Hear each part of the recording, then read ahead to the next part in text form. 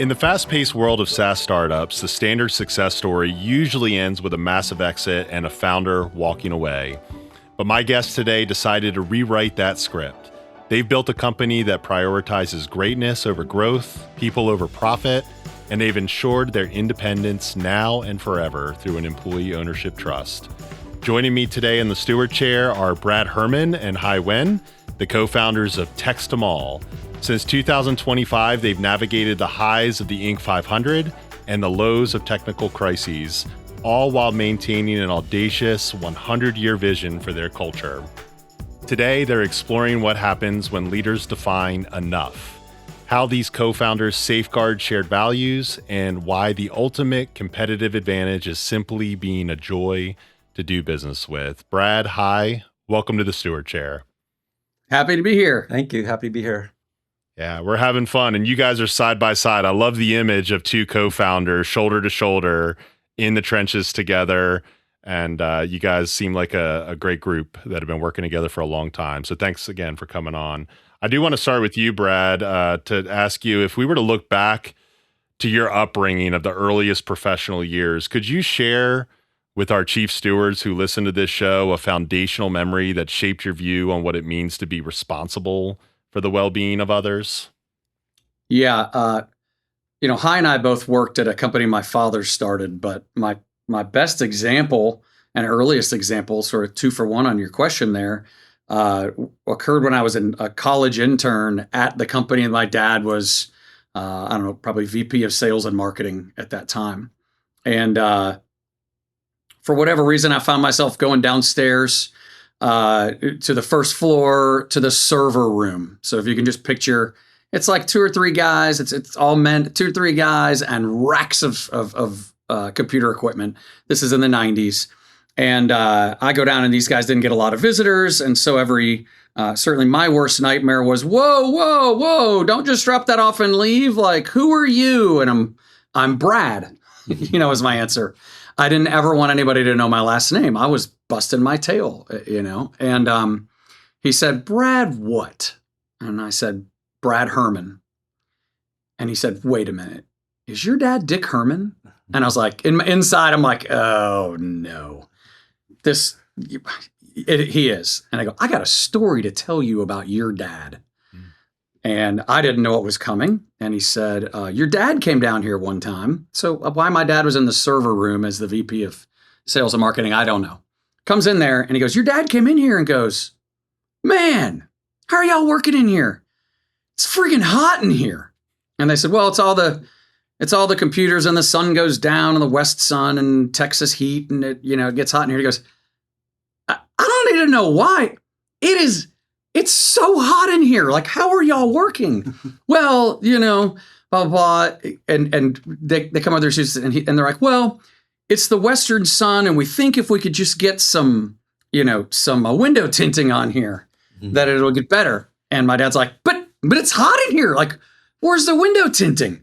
And they're like, well, we filled out some form. And he's like, a form? Like, what would you fill out? Probably tells a story. Maybe I'm telling this too long, but he eventually says, who did you give this form to? It was how much money? And it was like $400 or something. He's like, it's so hot in here. Who did you give the form to? And he goes, let me tell you about your dad. Your dad wouldn't let it go. And the very next day, a crew showed up to tint the windows for us. Only time I've ever seen your dad. Your dad is a badass. And these guys that had never seen him before, he was a legend to them because he cared enough to say, how are you working? It's so hot. I don't need the excuses or the reasons. This is a solvable problem. You've presented the solution. What's up? And he went and found the form wherever they submitted, found the budget on it, whatever, got it done, and had the crew out there the next day. That was my dad. And so when you hear Hai and I talk about what it was like working for my dad earlier in our careers, that's just a great example of the kind of person he was and why people loved working for him. Well, I love that. And I remember you telling me in an earlier conversation about how he became kind of this 1.0 version of servant leadership for you. And we've always been passionate about exploring what servant leadership looks like in action, more so than a buzzword. And we've since really tied the business legacy and the foundational elements of building a company that lasts to stewardship and really having this caring approach alive. I've seen that you've done that with your business, and I looked on your website and found a culture code, which was a comprehensive document of the way that you've built your culture, the way that you onboard people, and what you live by. I'd love for you to tell our chief stewards what that culture code is, first off. But I Mhm. also saw a reference to a jade plant in your culture code that's been with the company from the start. So I'd love to hear that story and why symbols like that are so important for a digital company's institutional memory and also carrying the legacy of your father's caring. Yeah, well, the culture code, I suppose we can break those down into three different components. I think the important part is that culture code, every bit of it was employee driven. So none of it was high and I, top downing at all. And so the first component of it is we call it our manifesto. Hi and I actually got kicked out of the room and a facilitator who was trying to help us. And I think a lot of companies have this. Like, it's hard to convey on your website who you are. And as a software as a service company, we felt like if you called us, you'd get a feel for us if you talked to us. And we felt like we won the business all the time if you called and spoke to us. But most of our clients never called to speak to us. And so we were trying to put words for the first time around our culture. And that culture goes straight back to where we worked with my father. Like, we just didn't have the words. We didn't even call it great company culture back then, right? We just knew we loved coming to work. We loved the way we worked. We loved the way we went about it. And it went away when the company got sold and we wanted it back. So now for the first time, we find ourselves trying to put it into words. We might have had around 10 employees at that point. And the simple question was, why is this company any different than any others? What makes it special around here? People just started saying things. And these two wonderful women that were facilitating this conversation wrote down the words. The company ended up voting on their favorites. And then we were looking at this whiteboard. What is this? And somebody's like, oh, it's your manifesto, And so we've called it our manifesto. So came about organically. That is part one of the culture code that you're talking about, Jeff. Then we went and saw one of my one of our absolute favorites. I saw Pat Lencioni speak at a leadership conference and picked up the 5 dysfunctions of a team, which anybody out there that hasn't read this book, come on, like, listen to this podcast and then go get Pat Lencioni's 5 dysfunctions of a 100%. team. Great podcast he has too at the table. And I love the book. And so what we did was I just asked everybody to read it. And again, we might be under 15 employees at this point. And I was like, well, it gets kind of business schooly at the end, after your fable. And I said, how would we describe it here? And we ended up just getting a committee together that were just kind of brainstorming on how we would describe each of those 5 steps that every healthy team goes through. And we ended up coming up with our own little phrases. We put them on the wall. What is this? We called it at the time, we were Call 'em All. Of course, we're Text 'em All now, but we call it the Text 'em All formula. And that is something that applies to every company and every team that's ever existed. We just put our own phrases on it so that it became more tangible. And we had a way to describe, trust and healthy conflict and, committing to a plan. So that's the second big component that you find in that culture code is thank you, Mr. Lencioni. And we took some creative liberties with how to describe those 5. And then the last one, you want to talk about our values, Hai, like what we did there? Yeah, I think maybe before I talk about that, I think one thing that's really, as you're talking about this, Brad, that I'm thinking of that I find interesting is that the culture code was, in a sense, documenting what the culture already was. If we weren't creating the culture club or the culture book to create culture, it was kind of documenting what was already there. But on the other hand, if we didn't do that, then all of the cultural knowledge was only coming from Brad and I. And so we wanted to kind of institutionalize this knowledge so that the people that work here are now shepherding this culture and are responsible for the culture. And it's just not us. So that's it's kind of like this duality that I think is interesting. In terms of our values, we actually started with 5 values a long time ago. And what we did was we had someone, another consultant who's become a great friend, facilitate a session with us where we took the whole company through an exercise where we had to come up with real stories that illustrated that particular value. And what we found at the end of that exercise was that there were 3 values there that we had tons of stories for, and 2 that were still important that we care about. Like one of them was integrity. Like it's not like we didn't care about that. It's just like the stories weren't as resonant.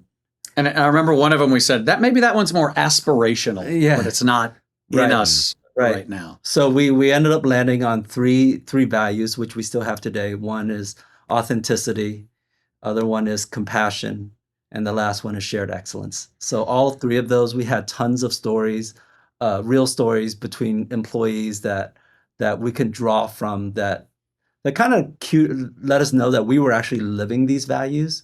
In a sense, they are aspirational and something to strive for, but like we weren't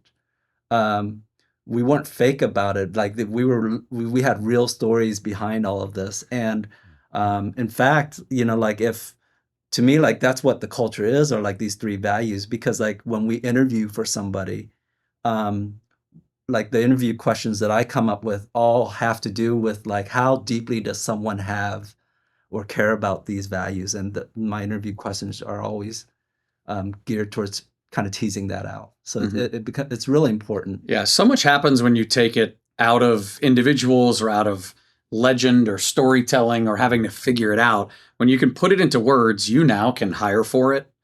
You can coach for it. Now, frankly, we don't really coach on values. You kind of either have those 3 or you don't. Great. What we end up coaching on is that formula far more than anything else, because we're humans and we will mess that up even with the best of intentions. But you can coach for it and then you fire for them as well. But you have to have all of these things that say who you are, because like we all learn as stewards, you can't ask somebody to commit to something that they didn't agree to. So it's all written down now. Like when you applied, when you came here, this is our contract with one another that we are, and even if we fall short, we are striving to match to this culture code. And so that was something that our mentors taught us, was like, you guys have a good culture.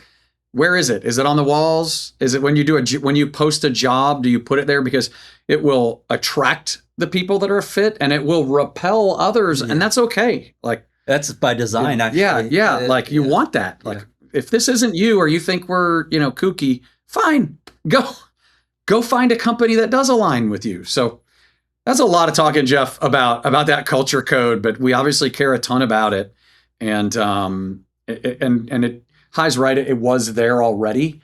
We a lot of times get people that are trying to change a culture, and I think that's a really interesting, tricky subject. Like, how would you do it if you wanted to alter that course? And maybe we're not the best to talk about that, but it's fascinating to me. Well, I think that's part of the advantage of documenting this, is that we're kind of drawing the box around like how we're operating, and it reduces the chances of when we hire new people, the culture doesn't drift away from something that was not our intention. So having a document like this is really helpful in that way. Yeah. Well, I mean, when you guys talk about having a document, I mean, I'm looking at it right now. I mean, this is an extensive document that you guys created. It's a 20+ page report, and you've clearly thought a lot about this. This is on your website. It's so comprehensive, and and it's wonderfully reflective of your intention and your people and the stories. I love that you started with the story and how you value connection and inclusion and transparency and just how you work together. I just want to commend you for giving so much thought and prioritizing that in your business, because a lot of people talk about the importance of culture and how they invest in it. But to go through and to create a document just like this that gets into work-life integration, compensation and all that. I mean, what an incredible indicator that this is a great place to work and that you care deeply as owners as you put this together. So thank you just for that example. I think it's Well, incredible. but I appreciate it. We got one of the best compliments recently. We have a lot of companies come visit us and join us. And in fact, anybody listening, welcome to come join us on a Wednesday to see our scoreboard and in action. So we actually print those up in these beautiful. Our marketing team did a great job. Little colorful book handouts that we give to people. And we had someone that had come to visit us send us their version. Like they did exactly what we encourage. R&D, rip off and deploy.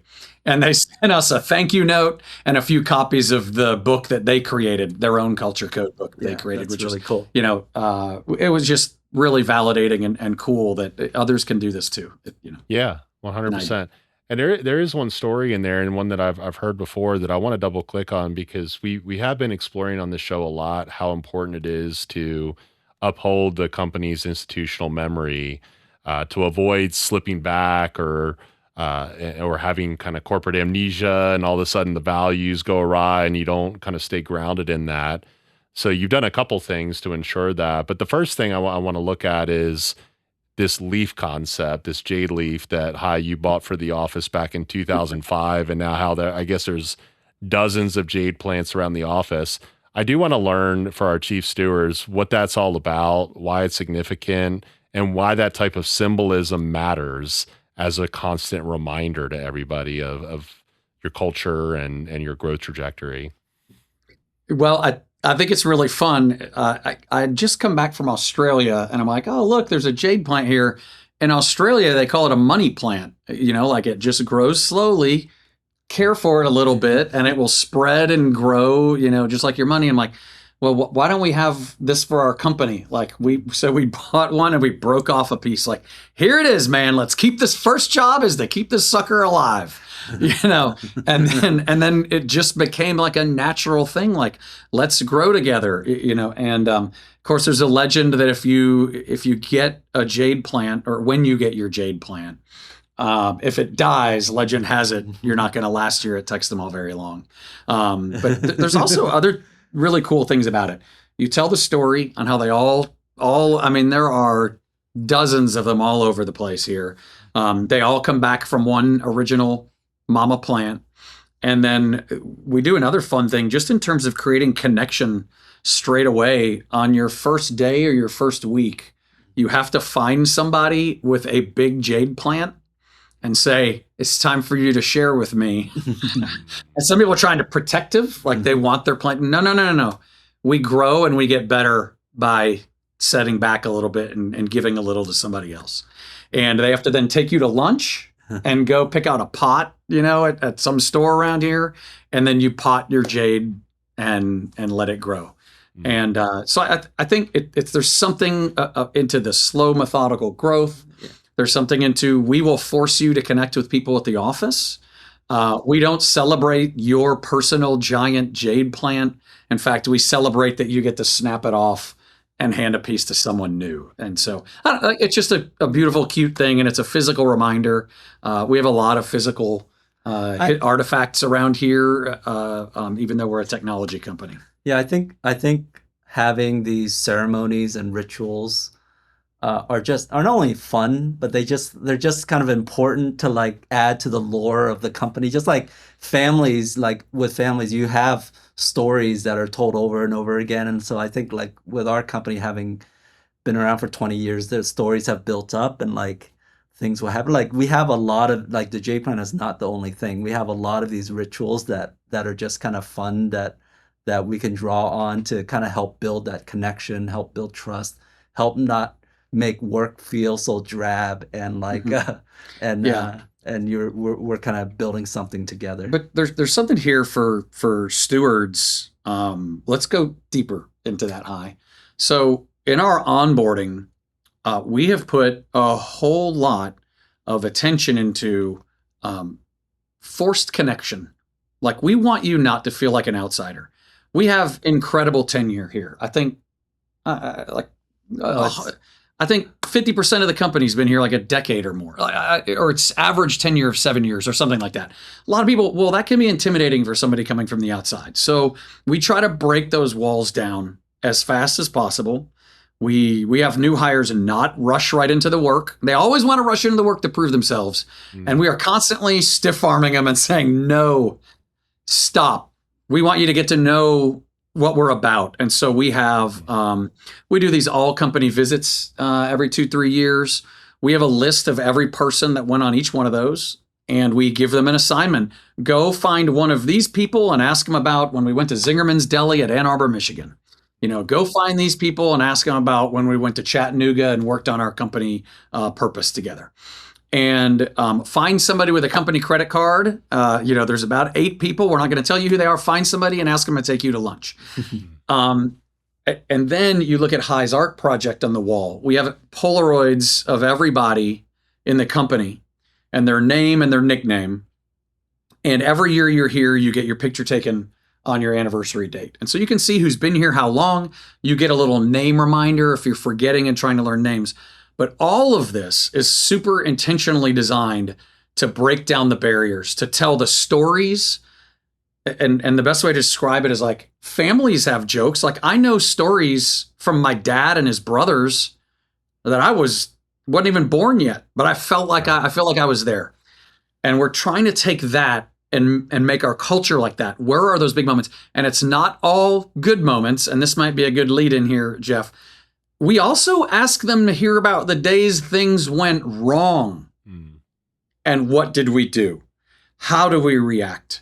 How do we, function as a team under duress? And all of those we want them to know before they got to worry about how to actually do the job. So maybe there's something to take away there. And it really falls into this like caring about and thinking about that new person and what you ultimately want them to do. Yes, I need them to do their job. But in order to do that really well around here, I want you to feel comfortable and start building trust. And so that then you can hold people accountable. They can hold you accountable, so we can operate in this really healthy, high functioning manner at the end of the day. Yeah. Well, it also makes me think of, and I want to share this too, the 5 dysfunctions of a team that you talked about, because it does start with that absence of trust or, trust building as the foundation, and then the ability to have healthy conflict. So that you have commitment, you can be held accountable, and you can be a results-driven company, which clearly, appearing on the Inc. 500 and growing and having the long-term success that you have, all this has led to profitable outcomes for your business. So to me, that foundation of connection and trust and the fact that you're doing it is strategic. I think you both believe it's the right thing to do, and it's the culture that you most want to see in your company. But how would you relate that to outcomes and why it's such an imperative thing to focus on connection within your business? Well, I got a way that I use to describe this, and it's if you think about the energy someone can bring to work, right? And how much of that is good, productive energy and how much of it is unproductive energy. So let's say we're on a project. We decided to go with Hai's idea. I didn't get all my thoughts out. I didn't feel heard. Maybe I wasn't comfortable enough to say, I think Hai's idea is wrong. He's a very intimidating, smart guy, and I go home. Like it's really the test is when you're driving home in your car or you're commuting home, are you spinning around about, oh, I'm going to say this, or I'm going to write this email, or I'm going to do whatever, like in some sort of a negative or a bitter or, you all know, like unhealthy political game playing BS? Or are you commuting home and thinking about how to solve a problem, how to fix a challenge, or even better, or about soccer practice? Like, I used to go, what am I going to coach the kids on today? Man, I got to, like, well, what are we doing at practice now? They're going to be looking at me, expect me to have a plan. So both of which are better. Solving a problem, thinking about a challenge, looking at things differently, or soccer practice, or whatever it is going on in your life. is good, healthy, productive energy. And so I think our goal as servant leaders should be try to minimize that unhealthy political, and we've all been there, and it might be in personal relationships too. Let's minimize that bad, wasted energy. And life is going to happen to the people on your team. I mean, sometimes somebody might show up and the best they're going to be able to give you is 60% because something's going on at home. And that's our job also, to be compassionate for that. We also have all been there as well.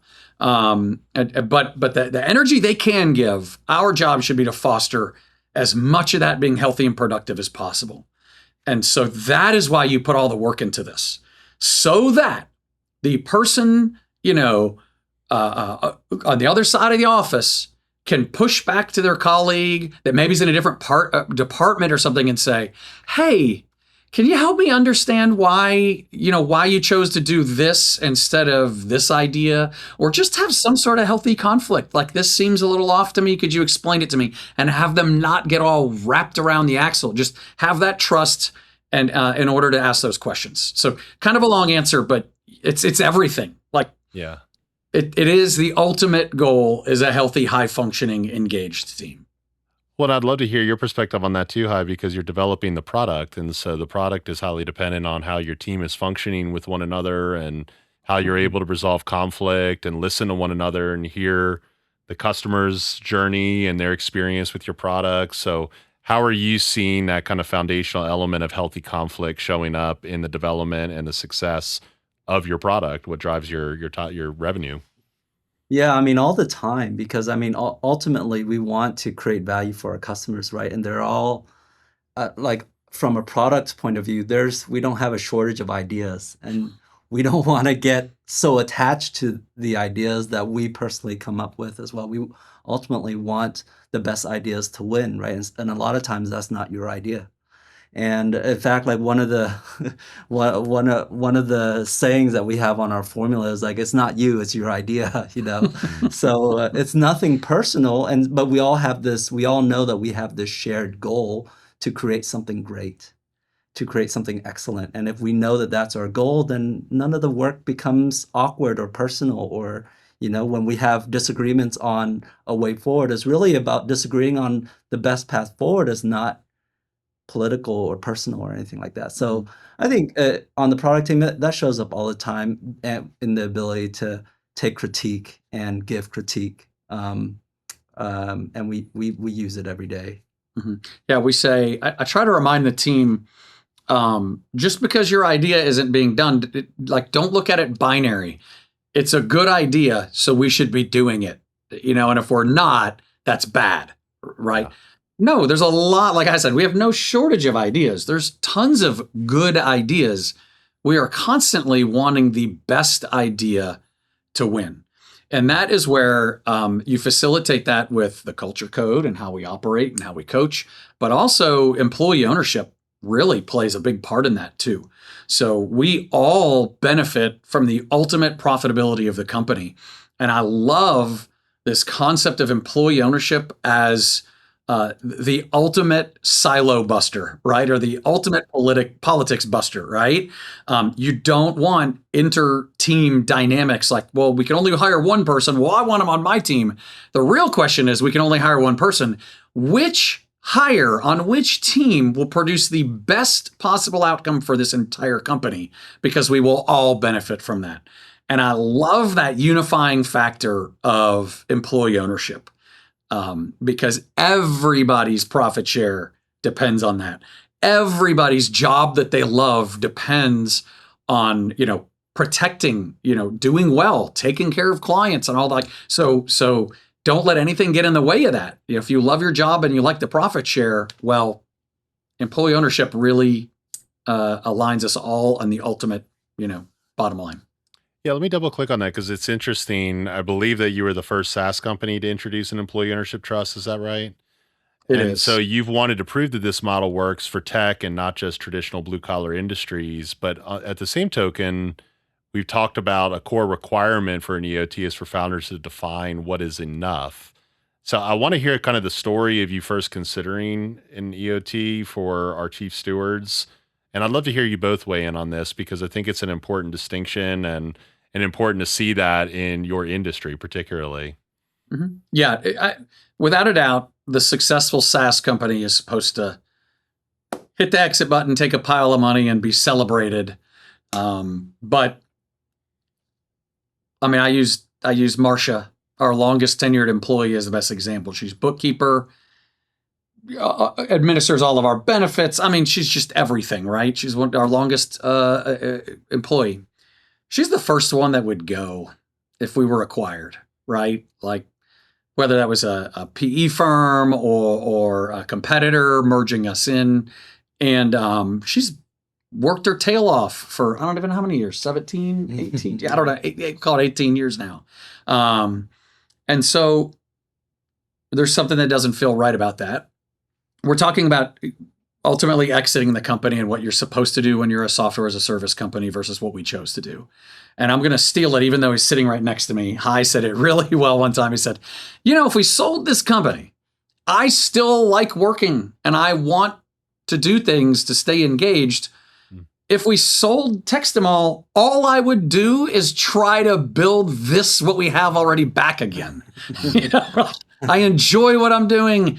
I like the people I'm doing it with. I would just try to build this again. So why sell it? Why not just keep it, and go?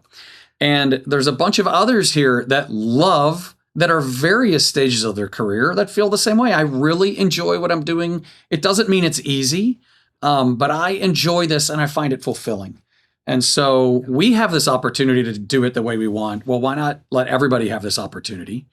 And Hai, it looked like you're going to jump in and say something. Yeah, when you were saying like this idea of, if we sold, I would still want to find something engaging to do. It reminds me of a little comic. Like I think Steve Martin did a book of little comics, and there was one of a dog sleeping and dreaming.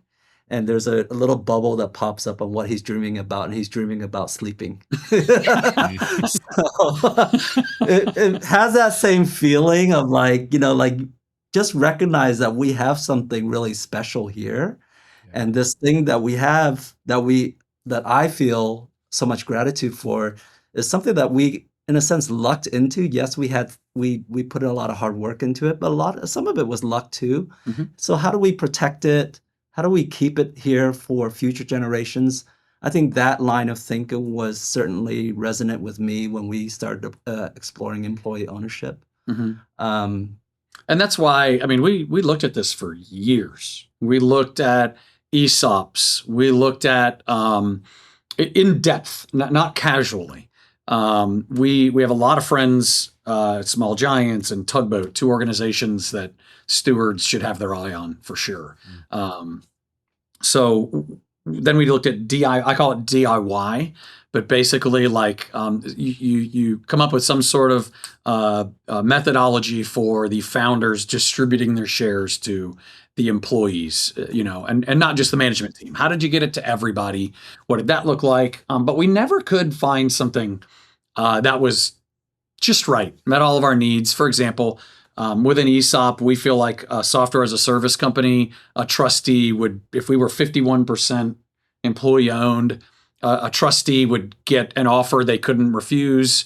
The fear of the fiduciary responsibility, this company would be gone before you know it. As soon as private equity figured out we were ESOP or whatever, or a competitor figured it out, they would come in and swipe this company away. So that's just one thing that we didn't care for about the ESOPs in particular.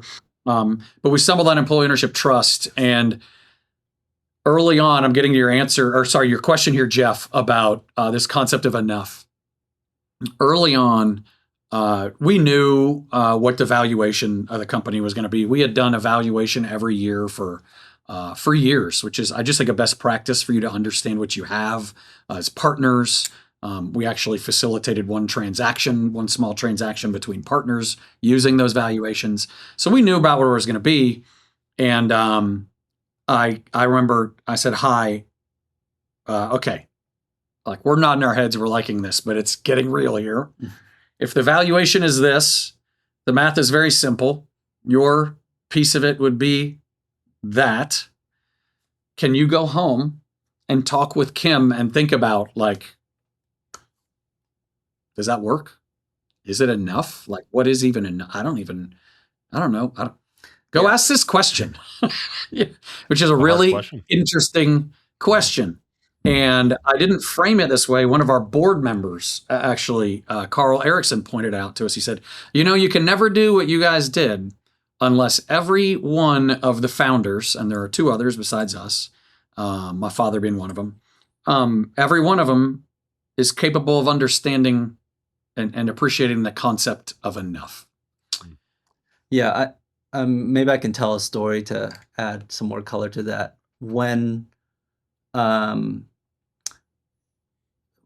I signed the papers for employee ownership, when I do a silent retreat every year. And so I was on my phone when as soon as the plane landed, I got internet again, and then I signed the paper on the plane. And so I had a whole week of silence to kind of think about what I just did. And quite honestly, I realized that, well, two things. One, I was having a lot harder time with figuring out what enough was than Brad. And part of that is probably because of just my life experience, being an immigrant, growing up not having very much. And so this idea of security and scarcity was something that I had to figure out for myself. And when I got back from the silent retreat, I like the first person I wanted to talk to was Brad. And I just gave him a big hug and I told him, like, man, I'm so glad that you walked us down this path of employee ownership, because I don't think it would have happened had it been up for me. Like, and the reason why I was glad was because employee ownership for me was an opportunity to explore what enough meant for me. And that process led me to a place that I feel that that I became like a better person because of it. I grew because of this opportunity, to this employee ownership opportunity, and I was so grateful for him to kind of push me in that direction. So it was it's just, I tell that story because I think a lot of times when I hear, at least for me, when I hear stories of people going through employee ownership, it just seems so easy to them. It seemed like the obvious thing to do, or they're so charitable, or they just like, but for me personally, I was wrestling with it and ultimately came to a place that I felt really proud to be in, and to be able to go through it with Brad, Mm-hmm. I think that's, thank you for sharing that, Hai. I think you give me too much credit, but still, I'll take it all. It's interesting. I will kind of change how I speak about employee ownership trust to the audience, because I was chatting with a business school class recently, and the professor afterwards said, that was really helpful. They needed to hear that you could do good and do really well financially. They're not mutually exclusive. Like, please don't think that we're like the world's most altruistic. Oh boy, Right. these guys, like, we've done very, very well. And then it's time to, like, let's have more people have the opportunity to do well. And I think our business community celebrates a little bit too much founders that sell for, and I'm not judging people out there, but like, oh, you sold for $250 million. Maybe I'm just kind of like, what are you going to do with that much money, man? Like, how much do you need? Again, please don't think me too judgy of a person, but I think we celebrate that too much. And sometimes we don't think about what is in the aftermath of that. What happens to the people that were there? Do jobs leave the community? Like, were you donating? Like, we donate a healthy chunk to our community. Does that go away? Is that how the acquirer wants to make back some of their money, is immediately scratching that line item?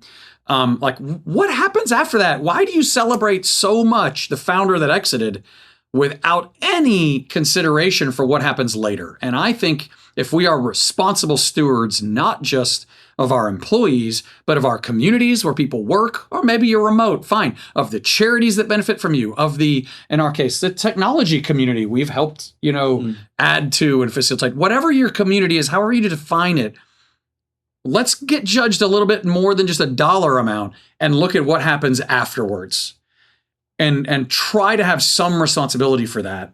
And if this company texts them all crashes tomorrow and is like, here lies Brad and Hai, they never got paid. They took it all, owner financed. What idiots?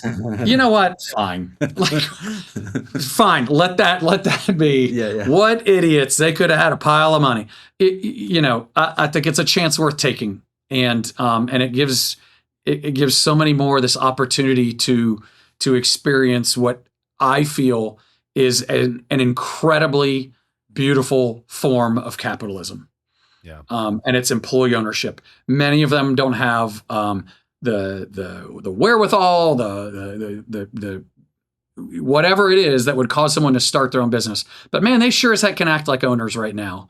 And they're getting to experience that is a joy. Like, it is so fulfilling. It is so fun. I mean, I just go on and on about this, but it is truly beautiful capitalism. The quarter's ending tomorrow. In a couple weeks, we're going to do quarterly profit share. And man, what a boy! It's just a blast. It's fun. It's fulfilling. I love it. Well, and Hai, I love your story and the introspective aspect of it. And for chief stewards that are listening and struggling with that, which I know many who do, I think that'll be truly empowering. And Brad, I'm so glad you went there in terms of talking about this concept of doing good and doing well is not mutually exclusive. So important for us to hear. We get to see that example so often in the work that we do, to point a spotlight on B Corps or conscious capitalists or employee-owned companies, and those that are really looking to take the best parts of capitalism and have that elevate humanity through it. And so we really love seeing that. And I think for the chief steward that maybe is still kind of feeling this out and seeking greater purpose, there's also this idea of being tested in the valleys that I did want to touch on while we have time. And I know that it seems relatively easy in these quarterly profit sharing moments where you get to make a big distribution and things are going well, but maybe from both of you real quickly, I'd love to hear maybe some hard-won lessons that have emerged for you when your core values collide with difficult business realities. I can think of a few examples off the top of my head where, and these are the examples that we put in the onboarding for our new employees to hear. One of them, we got I call it a nasty gram from the FCC. They had broadly investigated every robocaller they could find in the United States. I mean, our company originally was Call 'Em All. We started in 2005, so we did robocalls, just not marketing or political. But they found some messages that weren't great, and then they sent us this nasty gram and portrayed us like we were the bad guys, and invited us to come up to Washington, D.C. to talk about it, should we so choose. We did choose to do that, but what was really cool was we decided immediately we're going to walk out. I think we got it in the morning, and at 11 a.m. called the entire company in and told them about the letter, and here's what it said. It was a threat. If you send any bad call again, we will shut you down. All kinds of threats in there and that kind of stuff. And the passion with which our team responded was beautiful. We are not the bad guys. We're the good guys, and they built in 1 week. I think our pizza budget got blown. We were ordering pizzas for lunch every day. They built tools to review every one of 20,000 plus, I don't know, it was gobs of messages and categorize. We didn't have AI or machine learning back then. It was all audio. We're listening to messages and categorizing every single one of them to identify every piece of traffic we sent in more detail than had ever been done before. And they armed me to go to DC to go meet with the FCC. But it was who we are being true, and watching a team passionately defend who we are and what we believe in, and stand up and fight for it instead of hiding behind attorneys or whatever it may be. And we went. As it turns out, as soon as the door closed, it was a big love fest. They said, nobody does more than you guys to keep bad traffic off the United States phone network. And I was like, do you send hate letters to everybody that you think is awesome? You know, what's up? But here's who we are anyways. My team put this data together. I'm telling you, even though you already know it, I'm telling you who we are. And it was beautiful, but it was, the end result was good, but it was an existential threat to the company. The FCC could snap their fingers and put us out of business. And it was lovely to see how everybody responded. And then, the other one I think about is the database. Well, I mean, I was going to answer the question a little bit differently. Go for it. Because you were saying like when business decisions clash with with our culture or values, and I don't know if I think of those moments of crisis in the same way. It's more of like when we're met with a really tough decision, or like just something like really existential, having the values there as a touchstone to kind of go to guide us and go back to is a great, tremendous asset. And so when we have those, hard decisions, we can ask ourselves, hey, is that the compassionate thing to do? Is that doing the right thing when nobody's looking? So, so these things that are in our manifesto, is that a joy to do business with or not? Yeah, so it kind of helps us maybe sway one way or another in whatever tough decision that is by leaning on our values. Mm-hmm. Yeah, they shine when the going gets tough. Yeah. Yeah. Love that. Mm-hmm. Yeah. Great perspective. Was the Culture Code Manifesto, was that pre-FCC nasty letter or was that after? I think it was pre. I bet the manifesto was the first one, and the formula probably were in place at that point. Yeah. Our three core values were not, and our overall purpose we just came up with last fall, believe it or not. We had I love really the evolution, and I love that your team rallied behind it and got a little bit worked up over the fact that they got this letter to defend that they were the good guys indeed and were undeserving of the letter. And so I love both examples in that perspective. Yeah, I'll give you another one. We self-destructed. We had a miscommunication with one of our databases years ago, and one of the engineers was on the phone with another one, and our database was down a few drives. Basically, they're redundant. A few of them had died, and you pull them out and you replace them. And we pulled one of the hot ones that was good out and immediately corrupted our entire database, shut the entire company down. We were unable to do anything for any client, even pull our website. Everything was running off of it. And we had this really interesting perspective from an intern whose desk was right in the middle of all the action. And he didn't say anything, but when he was getting ready to leave, he said, I have to share something with you all. You gave me the greatest experience I could have ever seen. That day, I was just a fly on the wall. Obviously, an intern kind of gets shoved to the side a bit when the whole company goes down. He said, I was a fly on the wall, and I saw what a healthy team looks like when it gets bad. I didn't see yelling and shouting. I saw systems spin up, communication patterns spin up, agreements happen on the fly. I saw adjusting. I saw no finger pointing. I saw no blame. I saw one person ask you, Brad, if you were going to fire him. And I laughed and I was like, no, you got to sit into this. You got to help us fix it and then figure out how to make sure it never happens again. But that intern really gave us one of the greatest compliments ever. But I got to see a high functioning team, dragged. Well, I love how your leadership styles are so complementary to one another. And I know you both probably think quite a bit differently and you operate through this shared passion for building a people first company. And I'd love just to land the plane here with, for those chief stewards who are listening that feel pulled towards short-term gains and all the pressures of today of building their business, what is the best word of encouragement for staying the course and building what you call your 100-year vision to build a company that lasts? Maybe Hai, starting with you. Oh man, throw me a softball at the end there. Gosh,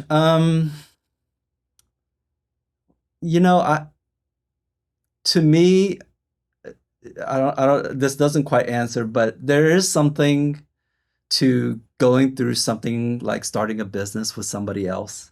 And then you notice, like Brett, you said that Brett and I have complementary leadership styles, but like just knowing that you have somebody to work through really tough issues about the business with as a peer was such a huge, I think, asset for me personally, to kind of go through this with somebody else. And so maybe that would be the encouragement I have. Like if you don't have that person, maybe try to think about who might that person be, who might a partner could be to kind of go through this with you, so that you're not shouldering all of the responsibility yourself.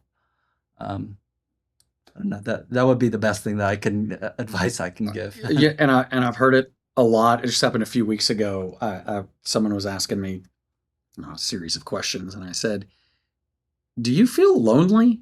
Like their business was taking off. I think they're up to like double-digit employees now, and she said, "Oh, all the time. I feel alone and isolated." And I said, it doesn't have to be that way. Like you don't have to be the one with all the answers at the top. You don't have to be, like the perfect one. I mean, I tell our team all the time, the one thing I promise is I'm going to disappoint you or mess up at some point, but we really try to share decision making, and Hai and I try to avoid spots where we're making the call, the CEO call. I think that's another thing we celebrate a little too much, that if you can find a way to knock that down, I think it's a really good one, Hai. Yeah. If you can find a way to relieve that burden a little bit on yourself and share it with somebody else, it can be a really joyful way to go through. Yeah, I mean, through your career. If it's not a partner, I mean, I think leaning on your team, we do that like Brad and I both lean on our teams quite a bit and try to lean on our collective intelligence to, decide what the best path forward is. It's not leadership by consensus at all, but you kind of seek advice from everybody, and it just kind of feels like we're all in this together, trying to do what's best for the company.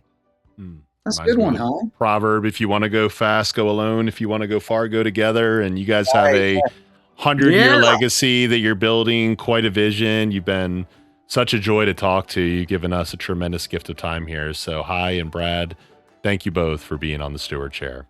All right. It was thrilled a pleasure to be here.